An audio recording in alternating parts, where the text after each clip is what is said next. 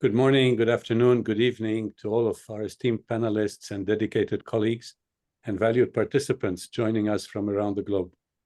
I am Ziad Alexandre Hayek. I'm the president of WAPPP, and it is a privilege to be with you today.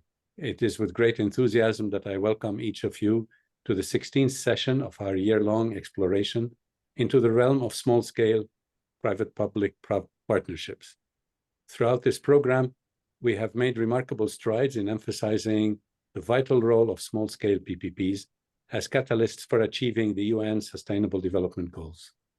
Over the course of our discussions, we have built a dynamic foundation, addressed the intricacies of small-scale PPPs, and exchanged invaluable insights tailored to specific sectors.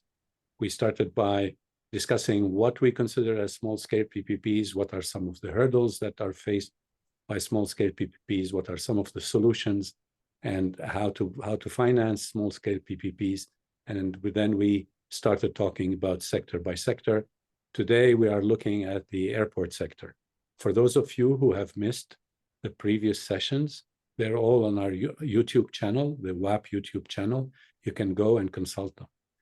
This whole process, it's a year-long process. We were supposed to finish it today in terms of the webinars and presentations, discussion sessions, and then publish a report together with the United Nations Economic Commission for Europe sometime in November.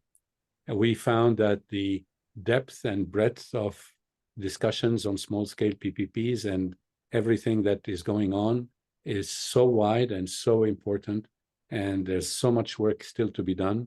So therefore, we are extending the working sessions until the end of the year. We are going to be looking at some of the examples from more developed economies to include them together with more of the emphasis that we've had on developed markets at the beginning of this work.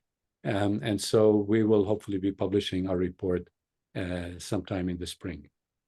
Without further ado, I'm very happy to introduce Jacques Follin, my colleague in WAPPP. Jacques is the head of our PPP chapter, of our airport PPP chapter.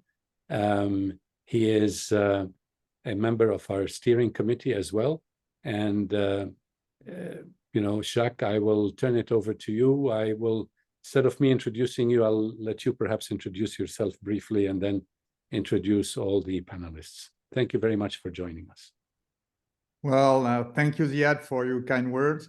My name is Jacques Follin. I have a long experience in doing airport PPP worldwide. I've met all the experts that are online today during my trips and during my job during more than 20 years. And I'm now working with WAPPP and sharing the airport chapter. So I would like to give a special welcome to all our panelists and to all participants that are joining us online. Just give me a bit of time to share some webinar technicalities and present the sequence of events for the next 75 minutes. The webinar is being recorded and is scheduled to finish around 5:15 a.m. CET Geneva. We will make the recording available then on the WAPPP YouTube channel. If you have any questions, please use the Q&A box for any content queries. We'll try to answer during the webinar.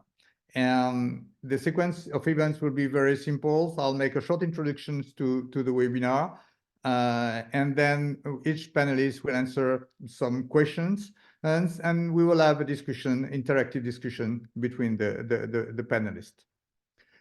Just to introduce the word of small-scale PPP in the airport sectors, it is important to identify what we're talking about.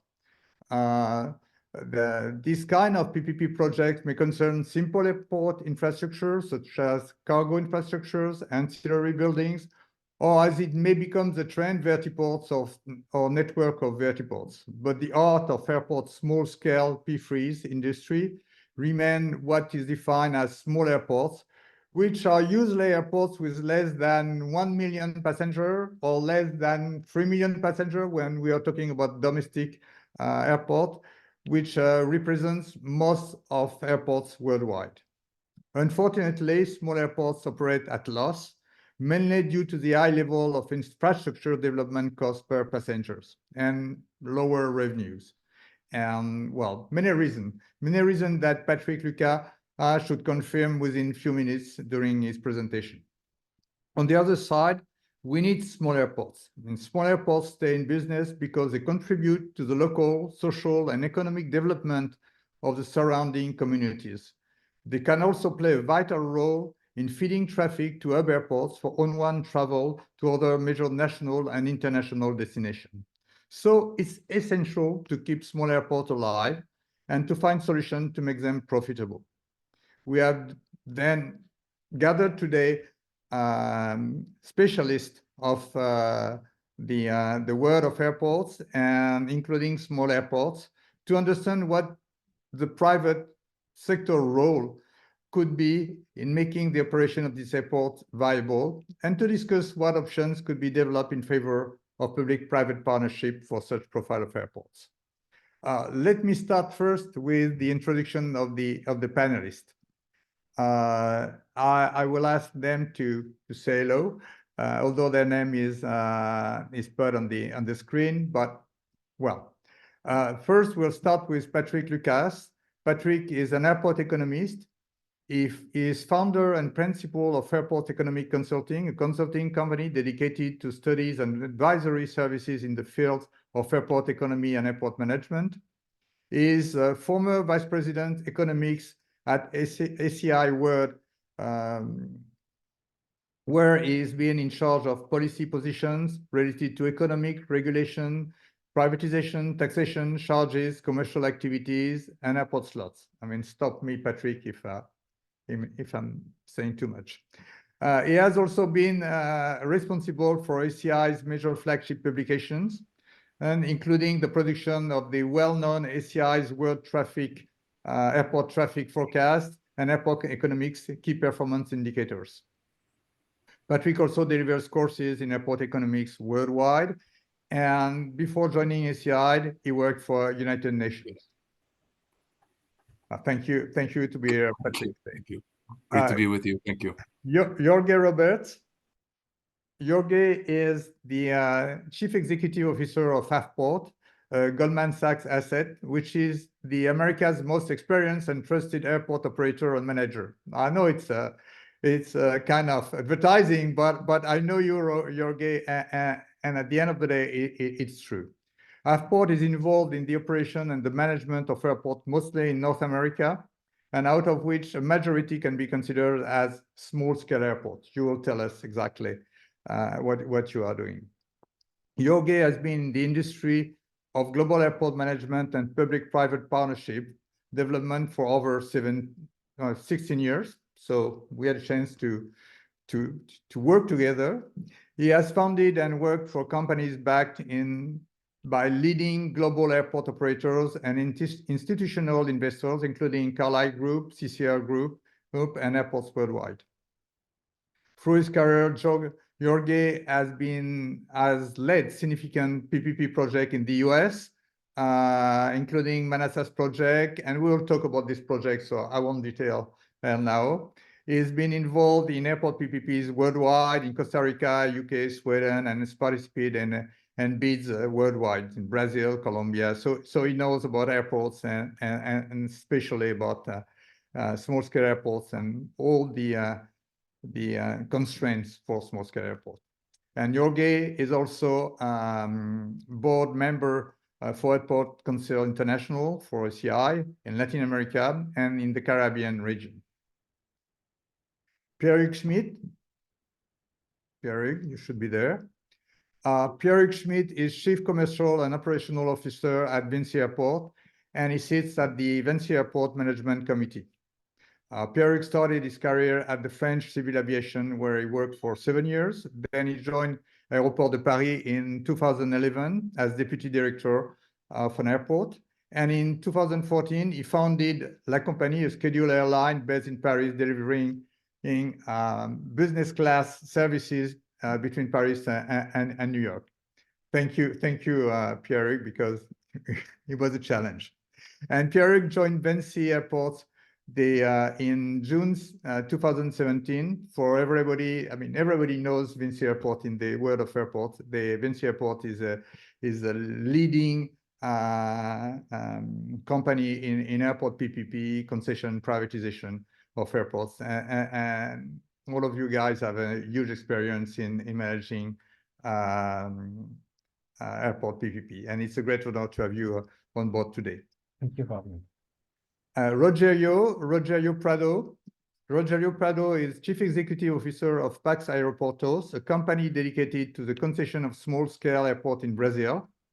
And it's a very interesting situation because, I mean, the PAX Aeroportos is managing two small-scale airports in PPP. And Rogerio will tell us about it. Rogerio has more than 25 years of experience in transport infrastructure with emphasis on airports and airports concessions. He's been working in many projects as technical advisor and doing also M&A in the airport business. He has also an extensive international experience in Latin America and Caribbean and United States with a career developed in large national and multinational companies such as CCR Group, CH2ML, Infraero, and Planway. And my good friend Alexander, where are you? You're there. Alexander Lay is Global Sector Lead for Airport Transaction Advisory Services and PPP at the International Finance Corporation. Well, Alexander has been working more than 20 years in international banking. He has held investment and advisory position at HSBC, Macquarie Capital, and IFC. His focus at IFC has been on government PPP transaction advisory across the Middle East. And more recently, he has been leading these efforts for West and Central Africa, in addition to his global role covering the airport sector for IFC. In the aviation field, Alexander has been involved in various types of transactions, including public sector sales-side advisory for IPO transaction and PPP concession type models. He also has an experience in buy-side airport advisory and investment mandates, and is currently involved in 4 active global airport sell-side transactions. And I know that you are very keen to look at small-scale airport because it's a challenge in the region of West and Central Africa. So thank you very much, all of you, to be here for this webinar. So let's start now with a presentation by Patrick Lucas. Patrick has been working on what is a small-scale airport and what are their constraints, and I think it would be interesting for all of us to look at this presentation. Patrick, the floor is yours. Okay, great. Thank you, Jacques, and great to be with all of you today and with the other panelists. Just to start, I think it's important to define what we're talking about, right? When we talk about small scale, we're not necessarily looking at it from a transaction point of view or in terms of overall size or spatial size. Here, I think we're looking at it from the perspective of air transport demand. And I think, Jacques, you came to this point when we're talking about small, there's different definitions out there, right? ACI has a definition for small and emerging airports, right? And those are typically airports that are less than 5 million passengers per annum. ACI also has these different, call them analytical categories. So you have, those airports with fewer than 1 million passengers and so on. And then, of course, to the mega hubs that are greater than 40 million passengers. Of course, you have these regional definitions as well. In the European context, there's also in the US context through the FAA. Usually these are attached to some type of funding mechanism or grants and subsidies, and there's different eligibility criteria associated with this. So in the context of this presentation, we're mainly looking at it through the lens of, say, ACI classifications. So looking at it mainly from those airports with fewer than 1 million passengers. So interestingly, when we look at airports across the globe, so those airports say with scheduled traffic, right? And there's in the realm of about 4,000 or so. The vast majority of those airports are in fact small. All right, as much as 80% have fewer than 1 million passengers. So when we do this count of all of the airports globally, you could see that this distribution. And of course, the big hubs, yes, the bigger hubs or the medium-sized hubs, there's a high concentration of traffic among those airports. But again, the majority are in fact small.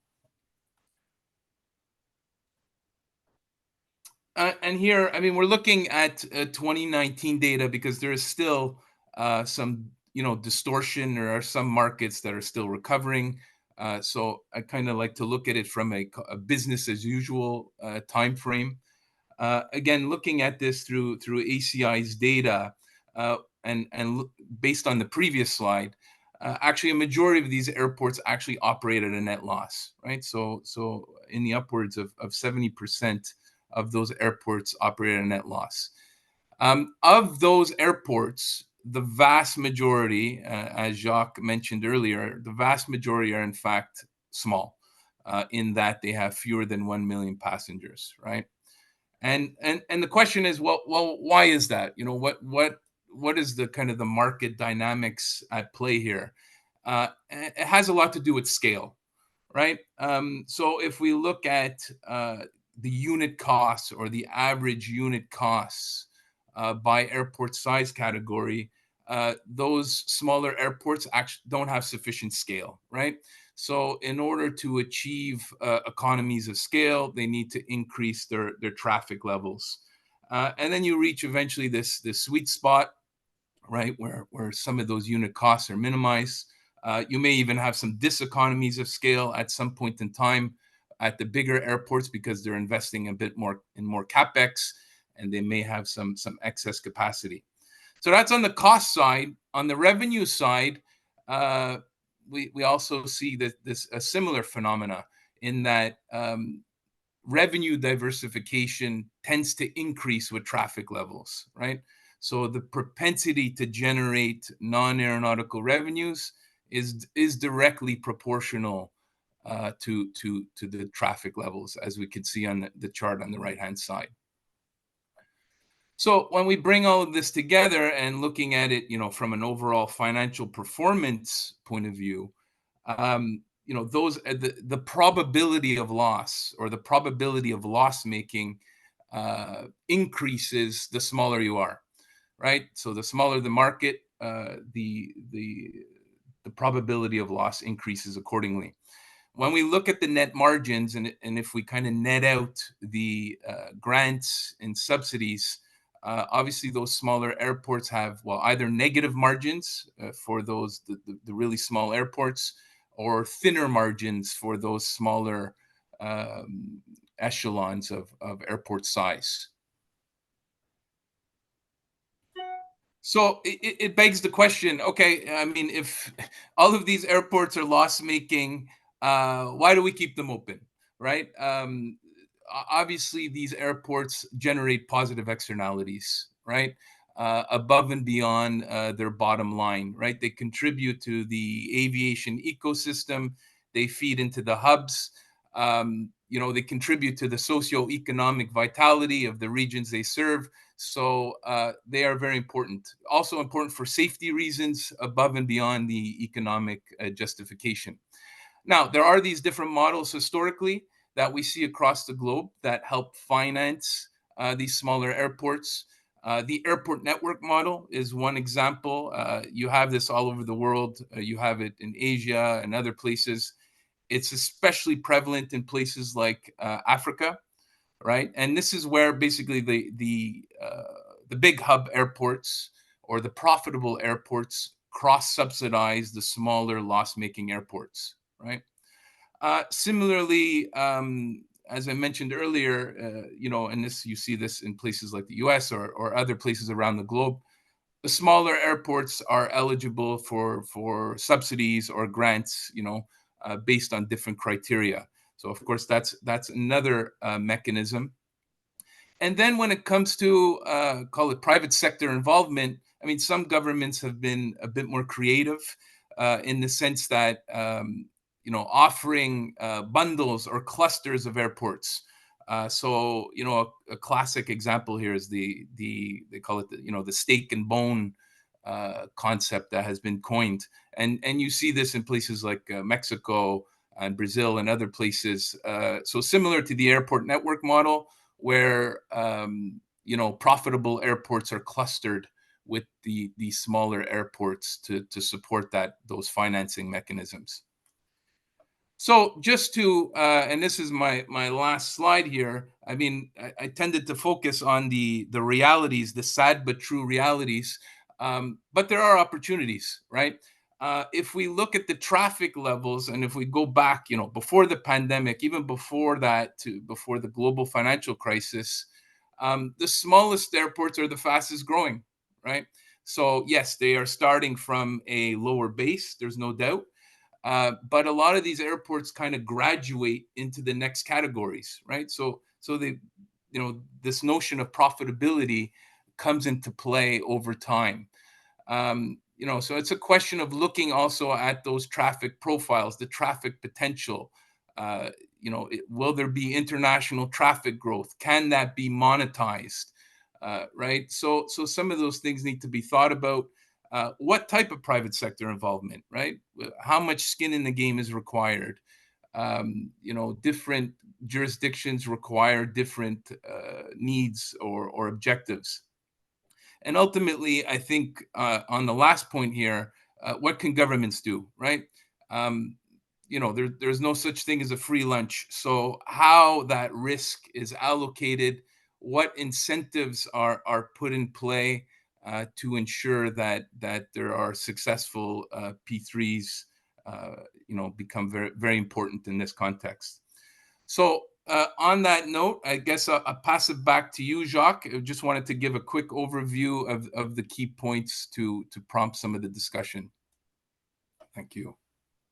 Well, thank you very much, Patrick. I mean, it was a very, very, it was an excellent presentation, and you raised a lot of points that we will try to answer with our friends panelists. So, well, let me start with Jorge, because you have a huge experience in making these small-scale airports, I would say, profitable, or at least making them successful with the involvement of the private sector. So could you give us more details about your portfolio in terms of airport side, public-private partnership profile, and how this portfolio was put together, which motivations and according to which selection process? It's very interesting to understand how it's been growing. Sure. No, thank you. And good morning, good afternoon, and evening across the world. Very excited to be here. As you said, and as Patrick was presenting, we'll touch points and things that we can relate as it relates to our portfolio. As you said, Jacques, we have a combination of a portfolio of airports of right now at 15 airports, and they're all is just commercial, general aviation, and cargo. Mainly focused, historically, the company's been around for 97 years. It started as a division of Pan Am Airlines. When Pan Am was going to, a country needed a team to manage those facilities. So we are the oldest airport manager, and that's where airport management kind of was created. Since then, the company has done mainly business in the United States, where majority of the airports in the United States are publicly owned and operated by counties, municipalities, and cities. And historically, they've been open to outsourcing management through management contracts and mainly cost plus, whereas you get your cost reimbursed and you get a plus as a management fee. And these are longstanding contracts that we've had, for example, with the Port Authority, Teterboro and Stewart, Teterboro being the busiest corporate aviation airport in the world. And we've been there for 52 years as a company. And in Westchester County, which I would call probably the most complex airport in the United States, which is a huge combination, second busiest corporate aviation, but about 2 million passenger commercial as well, in a very constrained and very contentious community. We've been there for 48 years now. And so throughout the Northeast, we have a lot of big presence there in Albany, Republic, which is another big New York corporate aviation airport. And since I joined the company about 6 years ago, and you talked about kind of my experience had been involved in co-leading the proposal for the new JFK Terminal 1 project that's undergoing now under Ferrovial leadership, and previously with Carlisle, which is where I was. And before that, I was with Airports Worldwide, involved in the management of Orlando Sanford, which is one of the first P3 or PPPs in the United States, right? And so since then, kind of using that experience and a lot of the playbook in our presence and through these management contracts that we've had, we've expanded to also airline consortium management. So we're at LAX managing the international terminal and Detroit North. But historically, our experience has been on regional airports, and that's where we see the opportunity. And so 2 years ago, we signed a lease with the city of New Haven in Connecticut to operate the current terminal and build a new terminal. Since then, as Patrick has mentioned, fastest growing airport in the United States, went from 0 to 28 destinations with Avelo Airlines, which was founded during COVID. We just announced a second airline, Breeze, another new airline that just started with 10 more destinations. So we're approaching about 1 million passengers, and from 0 to 1 million. And we've had some facility constraints and challenges because we can't build fast enough. We can't get the permits. In the United States, the environmental part is a long process. And so we're going to build a new terminal that should open in the next couple of years. So in the meantime, we just have to manage, this growth, and then last year we signed a lease with the city of Manassas, which is in the Washington D.C. area suburb, which is from Manassas to the center of D.C. is about 35 minutes. It's one of the also big catchment areas, about 2 million people that live there. One of the fastest growing parts of Washington D.C. and the DC airports are either constrained or high costs, and this was an opportunity we saw. So similar to, and then the last project, and I'll talk a little more of the other ones, U.S. Virgin Islands. We're part of the consortium with Aecon and Star TKU, where we were recently awarded a 40-year PPP for St. Thomas and St. Croix. And so in a combination of those two airports, about 2 million passengers annually. In the city of Manassas, we don't have passengers right now as corporate aviation, so we're transforming that and getting a certification to become commercial. Our focus on PPPs has been on passenger terminals, and the way we did it in New Haven was because we already had been there for 25 years in a management contract. We just were able to, I would say, bypass the public procurement kind of process and be able to negotiate directly with the city.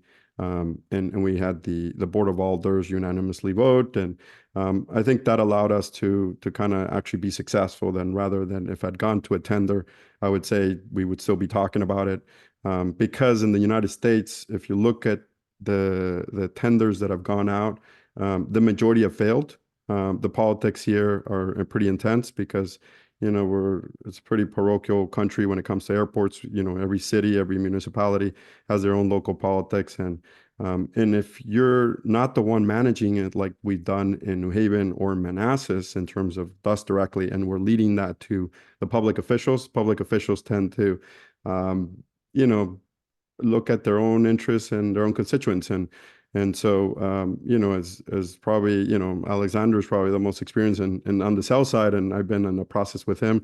He'll tell you is that things can get pretty heated once a project is announced, right? And so we've been able to kind of, work with the government and develop that trust to say, hey, in order for this to work, we need to be directly involved with the community, with the government affairs, and you have to trust us as a partner as such. And so we directly engage in those conversations. So in the city of Manassas, we did an unsolicited offer. They have a public procurement. They ran it for 45 days.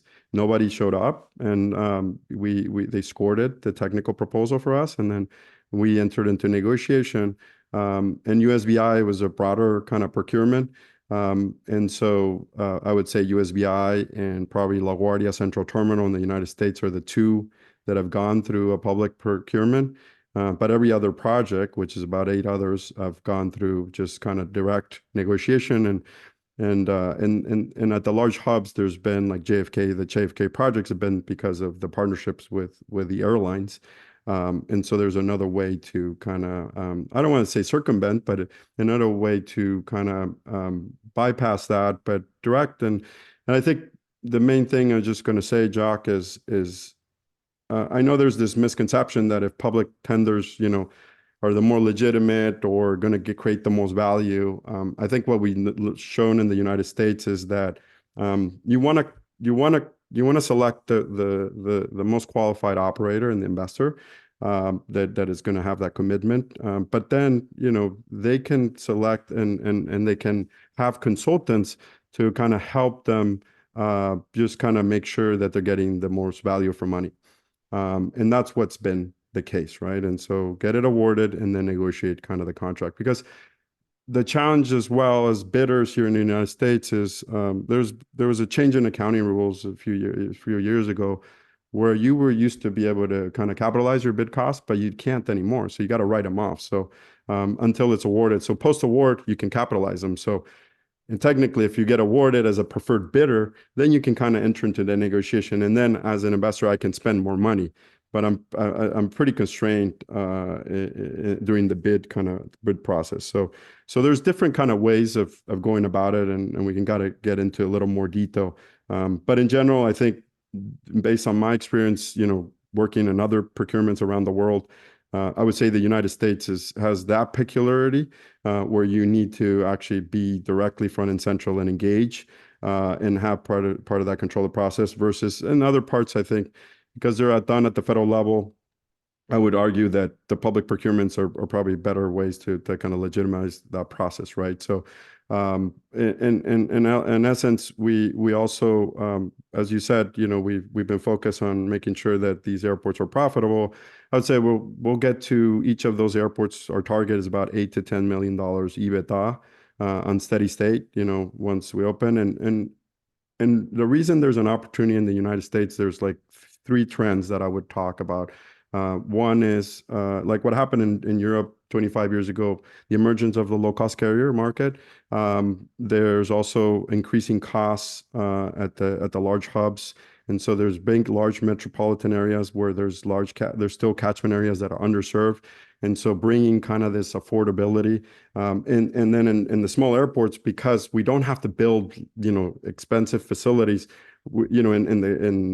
construction went up during COVID, but there are much better technologies, right? Like sprung structures and aluminum, materials that we're using to kind of reduce costs, and then bringing in the efficiency from a private operator to reduce that cost. I think we can have competitive kind of airports to attract that traffic and capture that growth and through the catchment area, because airlines don't go to an airport because it has an airport. They go because there's a market, right? And I think that we've shown that in New Haven as part of kind of the larger greater New York market, as we've analyzed that it's been constrained and it'll continue to be constrained.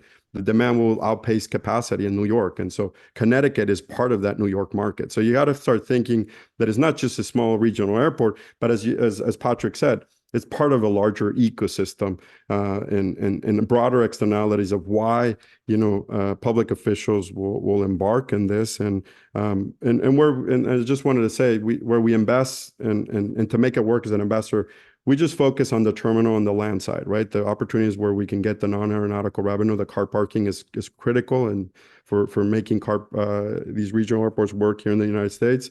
And then when it comes to the airfield, which is the runways, the taxiways, and all that, the U.S. has a pretty good system of grants, of airport improvement program, AIP grants, public passenger facility charges with the PFCs, which are help to subsidize that, and it's better served, as Patrick said.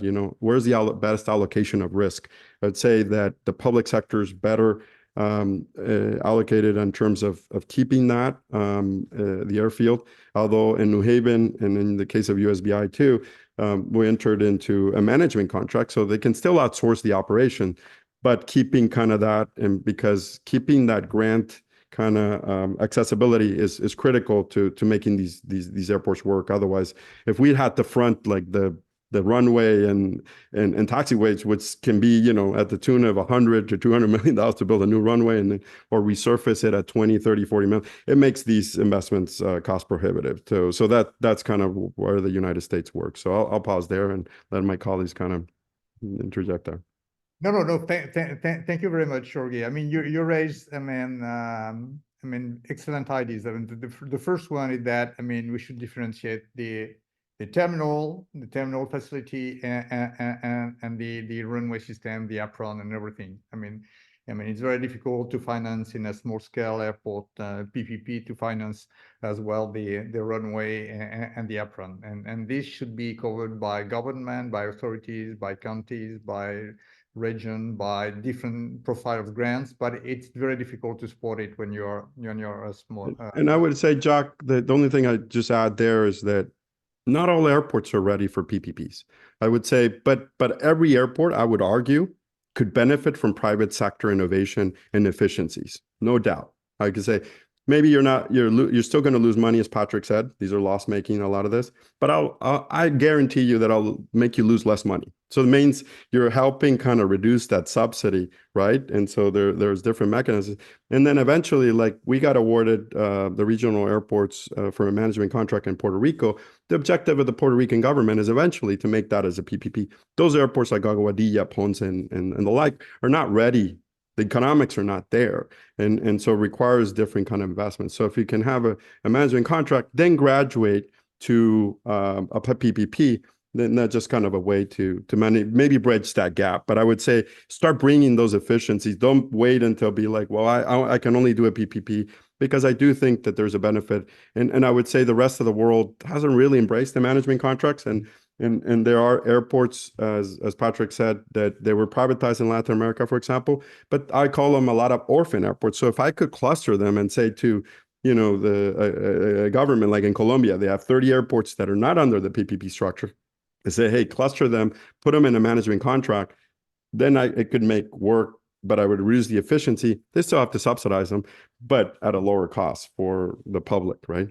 Yes, I mean, you're perfectly right. And I also noted that you one of the recipe to make them viable in terms of operation and investment and bankability is probably also to propose, infrastructure type, terminal building at low cost, and not trying to create a palace at the first days.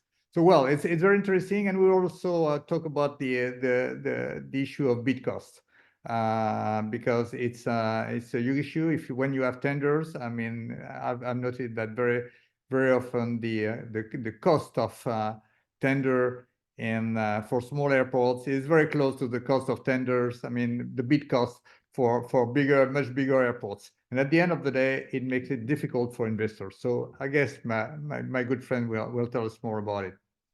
Thank you very much, Jorge. Pierre-Hugues, well, Vinci Airport is the world leader. I mean, no discussion about it. I mean, congratulations. And it's very clear that Vinci Airport has acquired many large assets in the UK, in France, Japan, Portugal, and Chile, and other countries, and recently in Mexico. And you have large assets, but you have also small airports, which have the particularity of offering in very different countries a wide range of PPP schemes, from public service delegations, which are similar to the management contract that Jorge was talking about, to single airport concession or through airport groups. The bundles Patrick was talking recently, it is the case in Mexico. Maybe you will tell us a little bit about it. It's also the case in Cabo Verde and other countries. You'll tell us about it. So, well, Pierre, could you give us more detail on this portfolio, and especially on the small scale one, and the conditions for managing these PPP? What are the PPP profile, and your view on these different models, and especially in terms of viability of investment and operations? Thank you, Jacques. Yes, we are privileged enough to have a very diverse portfolio. When we look at the 70 airports we manage, more than half actually are small airports. We look often at the big ones, but in truth, because of the bundling and networks, we happen to have more than probably close to 40 airports that are below 1 million passengers. We actually like them. They have a different financial profile, as Patrick pointed out. It is very difficult to make money out of it. But when you're at the bottom of the business, it's relatively inelastic. And if you get your cost and your capex profile right, then you can have something that is relatively stable. But maybe before going to the details of the smaller airports and how we manage them, just to underline that at VINCI Airports, we're a B2G company, and we believe we are strong believers of the PPP model. Roger underlined just now some of the qualities, but we'll echo this. Definitely, we believe that many airports, if not all, would benefit from a private partner at different sorts of responsibility. But even if we are not there, let's assume we're not there to advertise for our business. I think there is a relevance for many airports to work with a private partner. We believe that we can bring the money, and in some many places, the public authorities don't have the money. We can also bring the expertise. We have the ability to look at all the good ideas that we have in our network, and of course, we also know some of the good ideas that come from other airport operators. We have that transversal vision. So I think we are relevant because of that culture. And when we look at some of the standalone airports managed by public authorities, sadly, they don't always have the money, and sadly, they are run by people that don't necessarily have the opportunity to see other airports. So yeah, by exchanging, by networking, and by providing money, we think we can enhance.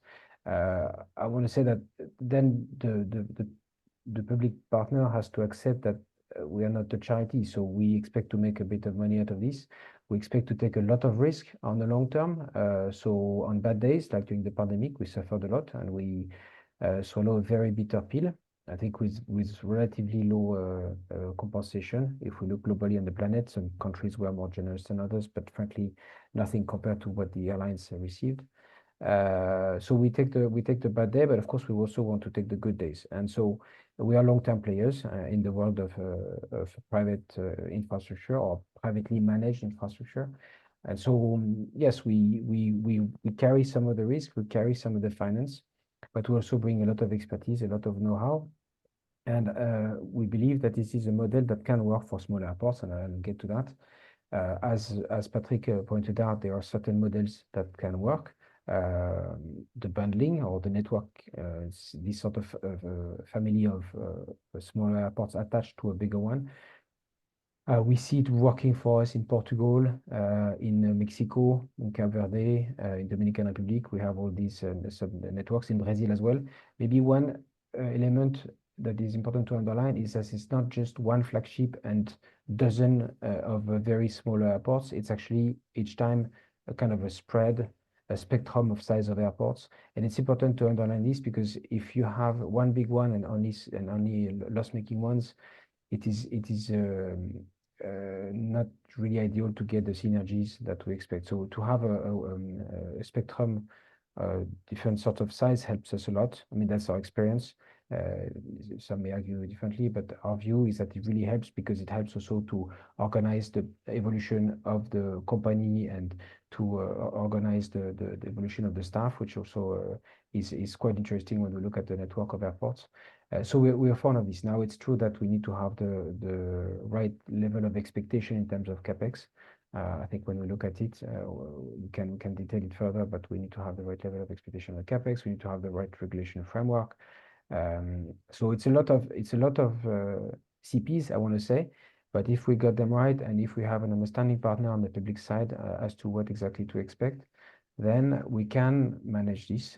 We can, they're never gonna be massive money making, but they can be afloat. We can fine tune the OPEX. We can try to really push the diversification revenues through real estate, through cultural events, through movies. We use some of our alpine airports, for instance. They are very busy in the winter, but in the summer we turn them into movie sets. So there are some little initiatives. Okay, we're looking at small scale. Of course, we need to also let a lot of space for local management to do local arbitration and not to have the heavy corporate or Vichy airports on top of them. So we try to let them breathe as well. And then yes, we can put them in the black. Very challenging, and there will be a lot of bad days. But with this sort of light touch, we can and of course synergies on the back office, working with cluster of airports, all of this can work.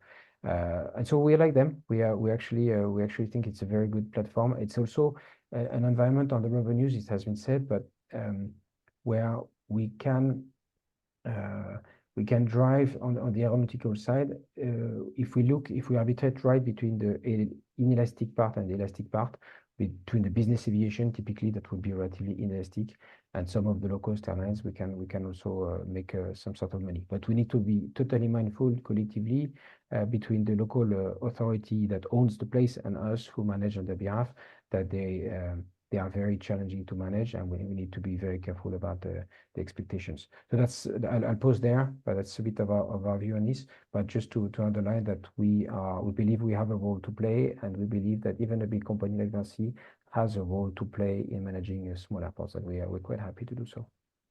Well, thank you very much, Pierre. I noted that you talked a lot about bundles and the benefits of bundling, of clustering airports.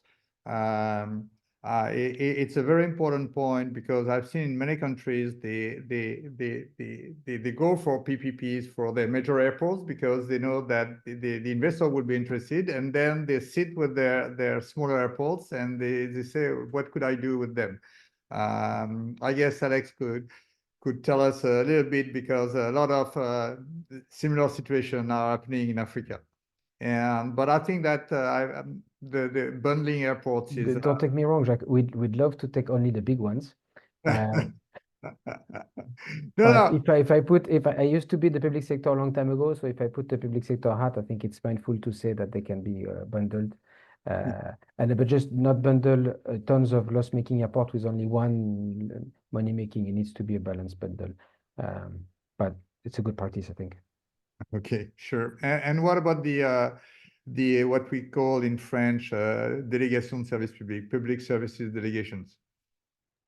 So this is also a good way to clarify the capex and the expectations on capex. We have sometimes situations where the infrastructure has deteriorated significantly, and to restore a decent infrastructure, the money that we can, there is no way we can offset the money that we would bring. So we use this sort of model to get a bit of subsidies to really address the urgent and the necessary capex to have a, let's say, a safe operation. Let's be clear, it is a bit of the last resort. We'd prefer not to have this sort of situation. We prefer to be able to have a healthy airport that can generate enough revenue to offset its capex, but sometimes we have to go through subsidies. Most often it's because they are really necessary works. Sometimes it's also because the grantor or the local authority has wishes that we don't necessarily agree on, so it's part of the program, so then it comes with a bit of money. But again, it comes to exactly have a clear understanding of the initial works and what is expected.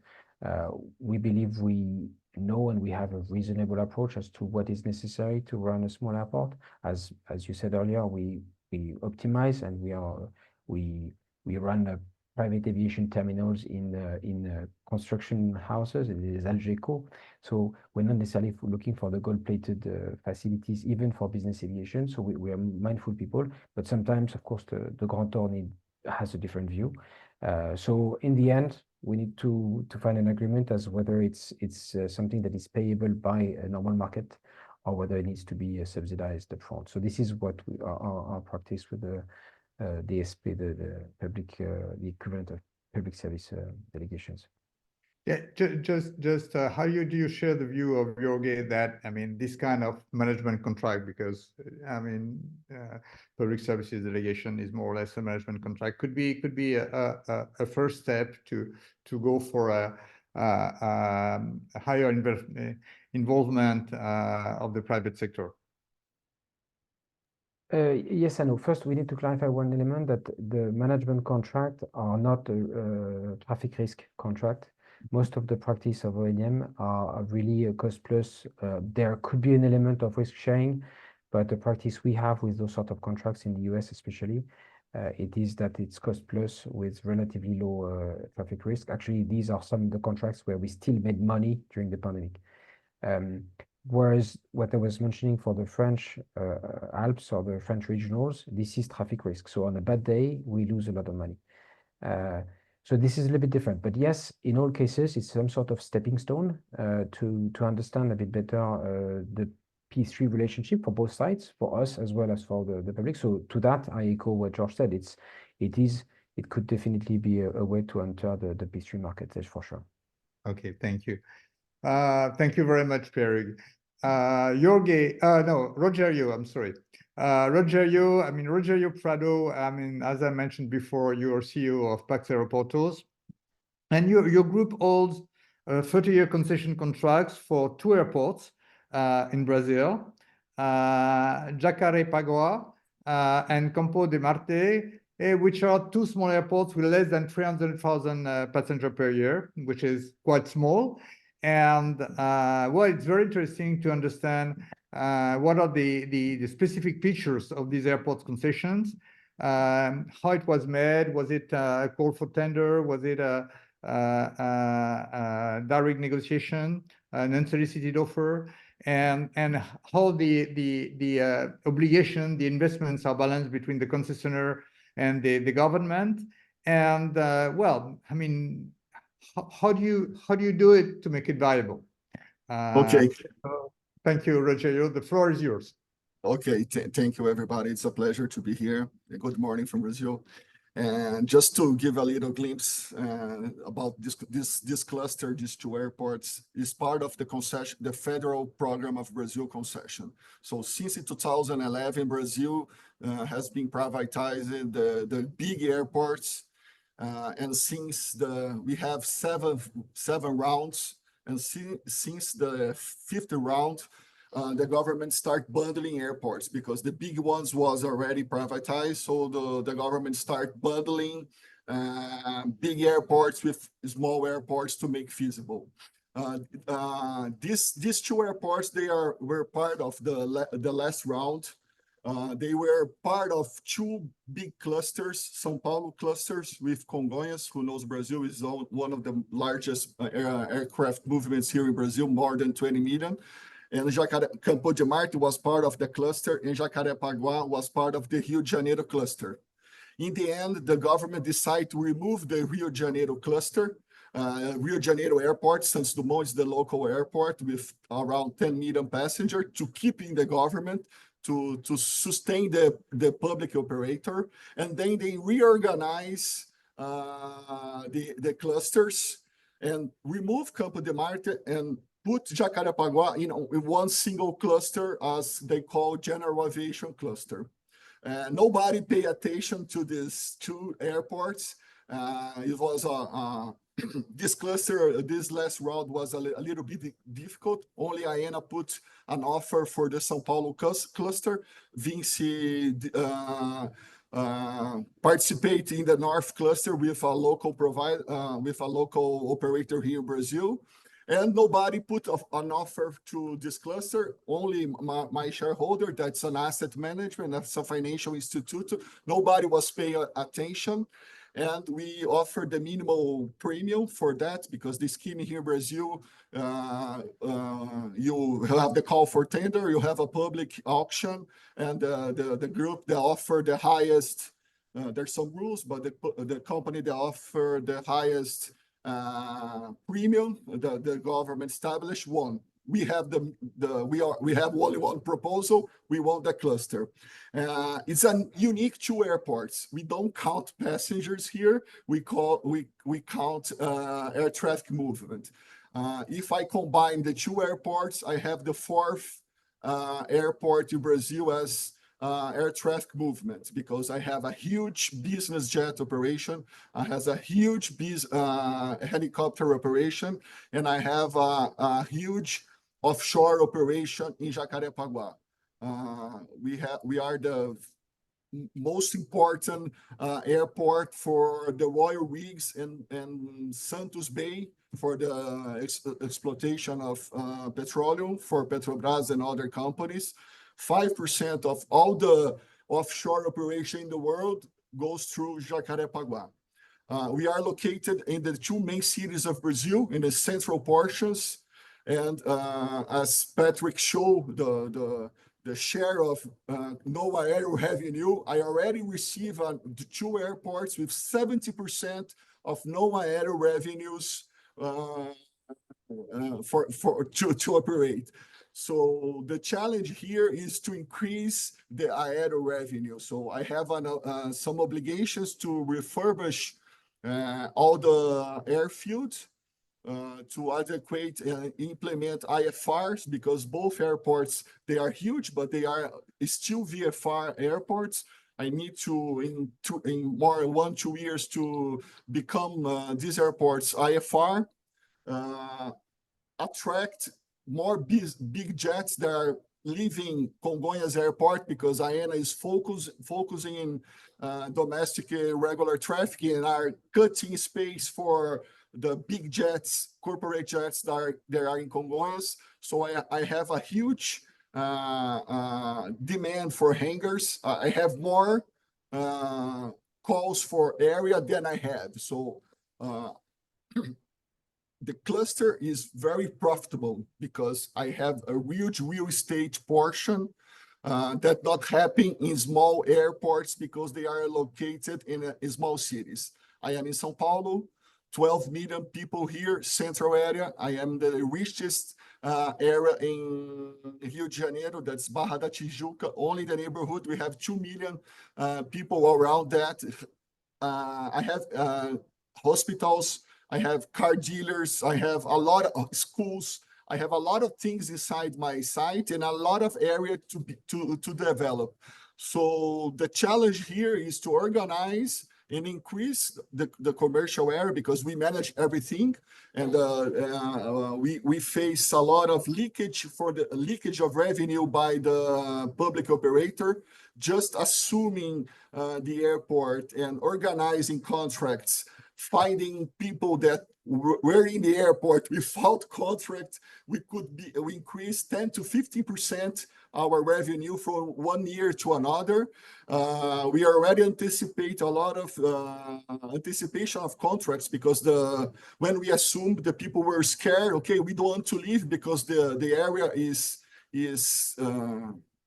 there's no area more in São Paulo to airports. All the airports are crowded. So we have Guarulhos and Congonhas. So the business jet aviation does not have a lot of options where to go.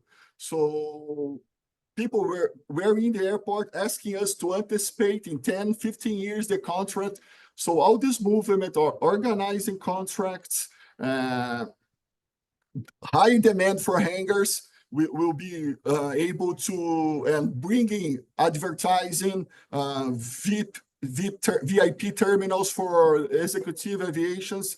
I have now started some commute traffic with Azul Conecta that's linked to Azul. It's one of the largest airlines in Brazil. Now we have 15 flights between Rio de Janeiro and main airports in Brazil. So my airports where I can manage offshore operation, business operation, and I'm starting a small commercial operation right now.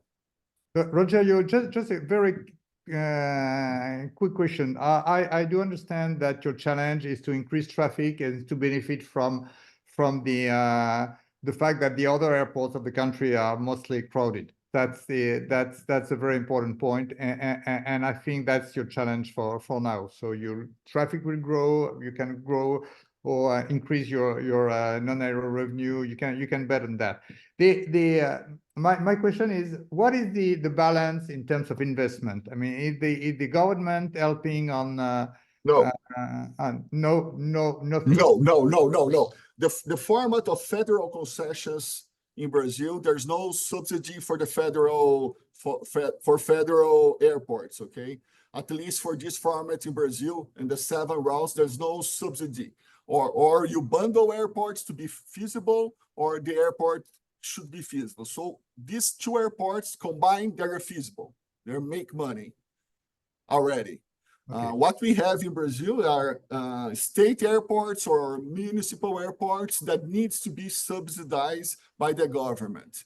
But this cluster as a federal airport, I don't need government money, okay? I'm able to invest, pay the grants because we pay a lot of money. We a lot around $70 million total cost to assume those airports up front.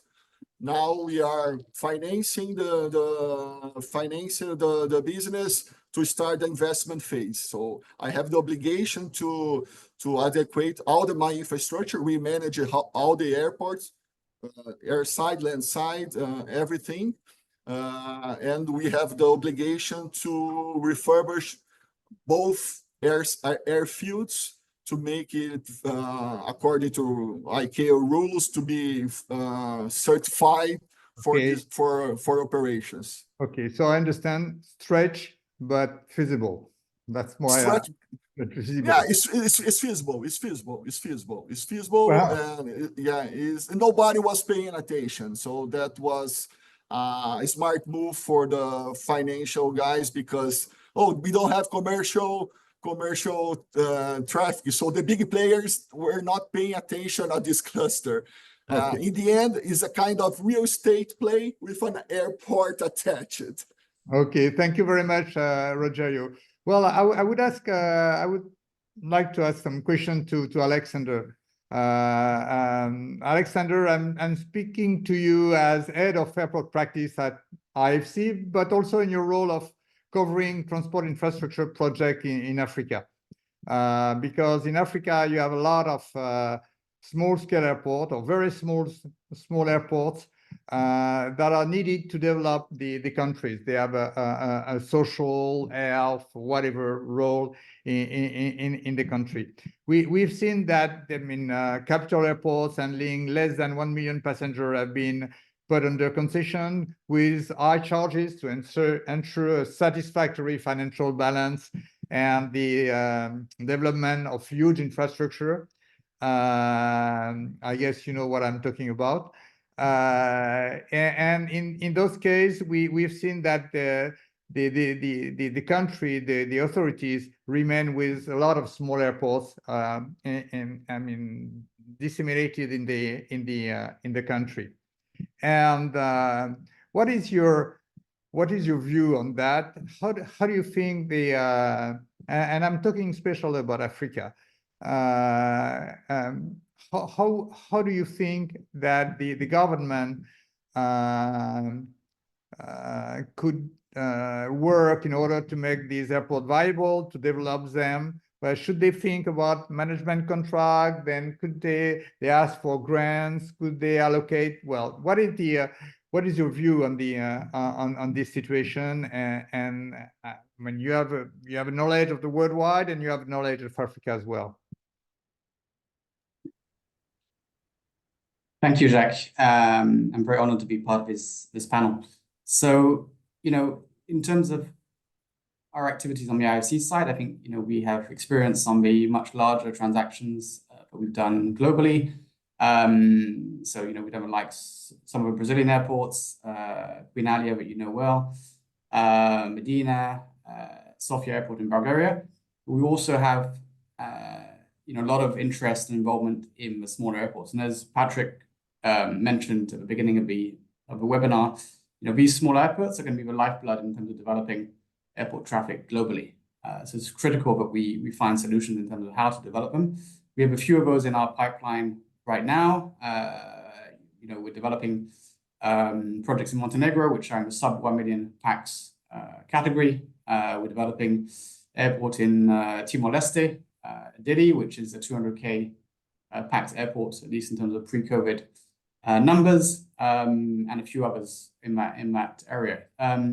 So in terms of the issues that you mentioned in terms of Africa, and I would say some of these issues are not specific to small airports. I think they apply also to the larger airports, but I think if you get them wrong, they're going to impact the smaller airport development more than they would on a larger airport program.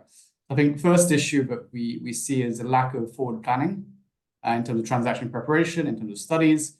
It creates additional costs and projects not initially starting or even failing early on. And that's really the big issue that we're trying to address, is a lack of project pipeline. That's a lack of bankable projects being developed, which are well structured. Another point which I think Jorge mentioned was the development costs. So yes, excessive development costs. I think if the homework's done correctly on the government side, then it solves a lot of issues. It's a challenge for many bidders to spend millions of dollars, preparing a bid, especially in countries where there's a low track record, not only in the airport sector, but across all sectors. If there's a low track record in terms of PPPs, and invariably, it may be the first airport being developed as a PPP, then if you don't have that prep work being done by the government to give the confidence, then again, it's another issue. Third point, I think, is on the financing angle. I think for many examples, especially on a smaller airport side, there's a need for hybrid financing models. So blending public funding with a private funding. So whilst you still leverage the private expertise, you don't sink the business case or financial case in terms of adding excessive capital investments, and you make the numbers work. So an example of that, I think, was also mentioned, is if they're discrete investments like the airfield development, if you can take out a few $100 million of runway development, and that can either be done directly by the government ahead of a PPP or injected into a project as essentially a subsidy. And you have many development finance institutions, World Bank, African Development Bank, and others, who have kind of funding available on the public side to allow these kind of projects to work. I think next point is capacity. Another issue that we face is capacity on the public side, as well as value, as well as I would say understanding of the value add of private sector engagement. So I think, Jacques, very well the concerns by many airport authorities or governments in terms of the so-called loss of control. And often these assets are strategic assets, and assets are generating a certain amount of cash flow, and more so than other state-owned assets. And the conversation I always have with our government clients is essentially they should be, or they are, in the driving seat in terms of deciding how much control they want to relinquish or how much control they want to keep. Obviously, if you want to do a PPP and maximize private sector efficiencies, you can't keep all the control on the government side. It just doesn't work. So you need to find the right balance in terms of what the scope of a project is, what happens in terms of social issues, on the staffing issues. Again, if you do your homework up front, then the government can dictate to a certain extent where they want to put the cursor in terms of private sector engagement. Other issue, I think, is low traffic levels at some of these single airports makes it a challenge. I think some of these airport projects are over-designed, overdeveloped versus reality of traffic growth and traffic potential. So a key recommendation on that front is start small and then phase the development based on traffic growth. So phasing models, I think what was mentioned also is in terms of developing maybe an O&M initially, where you may have a huge need for investment, and then going into concession model later is something that can be looked at. So at least you bring the airport up to standard, you focus in terms of those low-hanging fruit in terms of efficiencies, and then you go into the investment phase. Other point, I think, often on the larger countries, including in this region, is there's a need to do more of a airport-wide or sector-wide master planning exercise. So rather than looking airport by airport, really understanding how the different airports connect, what the state of the aviation or airline sector is in the country, what you're planning on developing in terms of airport infrastructure countrywide rather than airport by airport. And why this is important is it leads into the whole discussion around clustering. So if you tender off your prime crown jewel capital city airport, and then you're left with 3, 4, 5, 6 other assets which are underdeveloped and too small to attract private sector investment, then you've lost the opportunity, maybe for the next 20, 30 years, to do something under a clustering model. So really think through, how you want to develop the airport. And of course, if you're developing your more regional airports, in terms of driving domestic traffic that then feeds into your main airport, into international traffic, that can be attractive also for your investors. And then final point, I think, it's the elephant in the room is also linked to airline connectivity in the region. So, as one of the key issues in the African market is very high cost of travel around the region, in terms of taxes, in terms of tariffs, in terms of protectionism. I think one key stat that kind of stands out for me is IATA did a study 2-3 years back. And if you look at the 50 countries under the African Union organization, out of the 1,400 possible connections between member states, only 19% of those have weekly direct flights. I'm not talking about a daily direct flight, I'm talking about a weekly direct flight. So obviously you have low traffic levels, weak connectivity, long distances or timings to get from one country to the next. It obviously has a dampener effect in terms of how much actual potential you have at these airports and how much traffic growth you also have at these airports. So again, I think many aspects that need to be looked at. And final point, I think, is one of stakeholder engagement, and that's something that we really get into as our role as government advisors, is you really need to get everyone on board. So it's not just the airport, it's also Ministry of Transport, all the other stakeholders rotating in the ecosystem. And I think as we go into other subjects around climate decarbonization, the role of these other stakeholders play, is really, really critical. So having that communication, stakeholder engagement at the outset is also key. Thank you.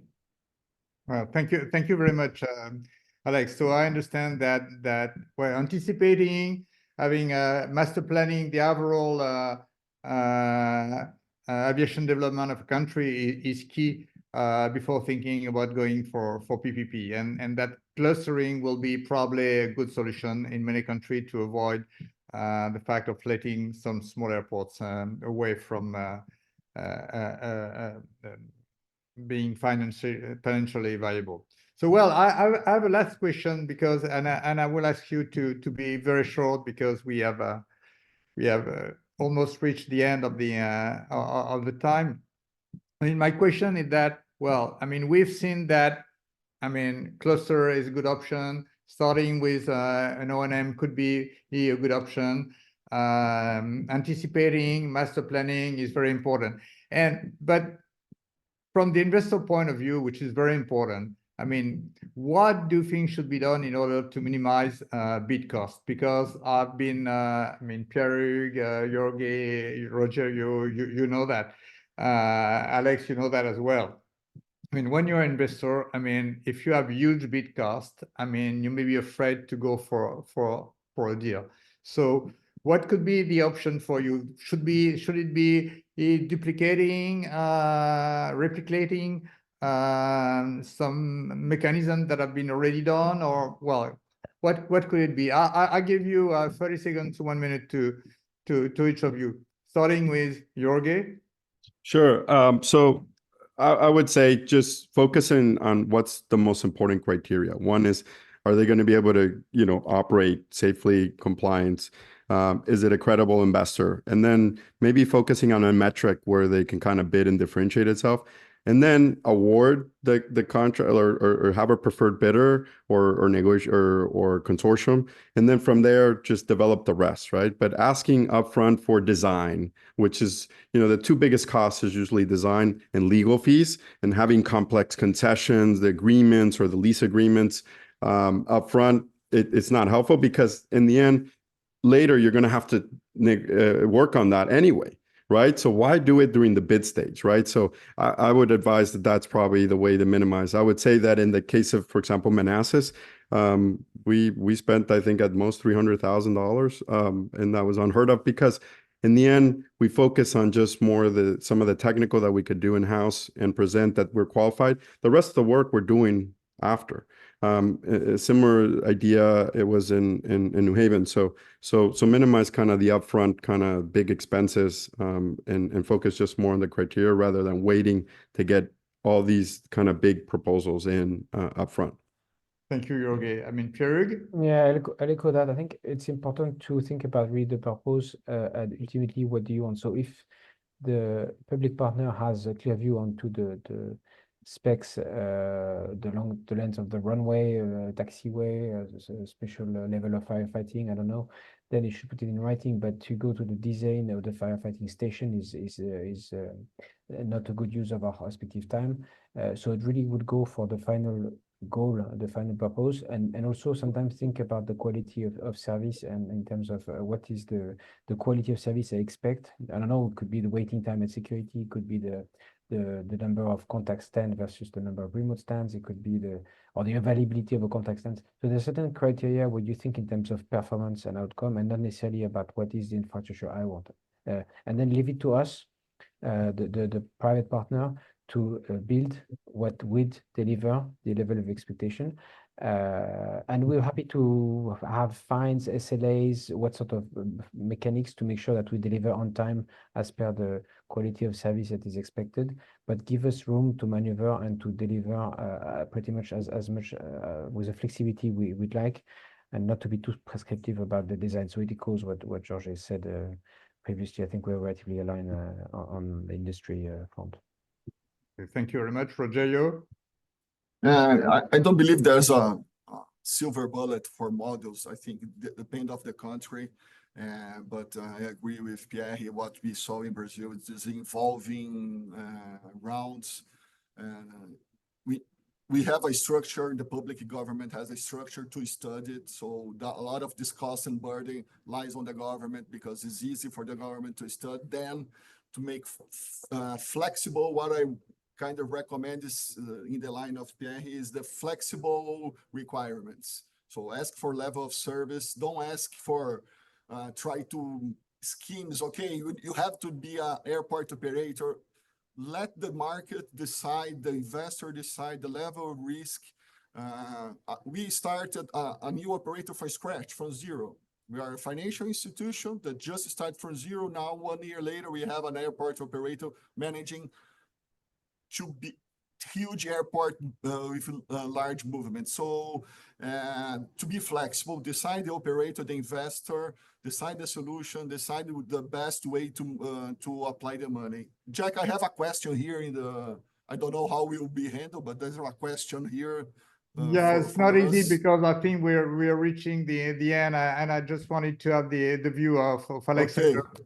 On how to reduce bid costs and make investors more attracted by the small-scale airport project.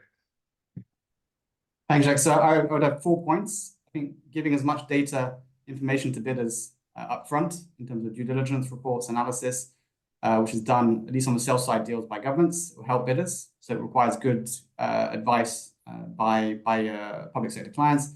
Second point is minimize design requests, detailed master planning. So you run more of an output-based, performance-based approach and not an input-based where everything is detailed up front. And invariably, that also leads to additional costs because there are variation orders, etc., that come into play. Third point is run a very fast tender, or as fast as possible. So don't spend years on the tender process. So that requires fast decision-making also on the government side if these are government tenders. And then final point, again, coming back to a clustering model, if you run a single tender rather than multiple tenders, that can be more attractive in terms of sizing, and it avoids you doing 3, 4, 5 bids as well. Thanks. Well, thank you very much, Alex. I mean, I've noted that we have also other questions. We could have discussed at length this issue on small-scale airports. And I wanted to thank you for your time and the quality of the discussion. Jacques, sorry, if I may there is one question on the slide about working with airlines. I don't know how the colleagues feel about this, but I just want to say that it's not ideal. We like to have a clean plate with not too much conflict of interest with airlines. So we're happy to welcome airlines and to negotiate with airlines. It's a bit different if we had one single airline that he has a kind of a specific regime, because it creates lots of conflict of interest. So just to answer that question on the thread, some airports make the choice to work with as dedicated airlines, where I think we have the view that we need to be common use as much as possible. Well, thank you. Thank you. You're perfectly right. I mean, you should never forget airlines. Thank I you. agree with that comment that Pierre made as well. So completely aligned. Ziad, I think, I mean, I will let you the last words of this webinar. Thank you, Jacques. Thank you, everyone. Patrick, Jorge, Pierre-Hugues, Rogero, Alexandre. Alex is an old friend. Haven't seen him in a long time, but good to see you here. So thank you so much, everyone. This has been a fantastic session. You've discussed very important things to people that are involved in airports and airlines in different parts of the world with different regimes, anything from Latin America to other places in the world. So really appreciate it. Everybody, all participants, please join us. We will try to continue with this pace. In 2 weeks' time, we will try to bring you another discussion session, since this will be the extension going from next week till the end of the year. We haven't planned exactly what the themes are going to be, but they should always be very interesting. So thank you again for joining. Thank you very much, Jacques, and everybody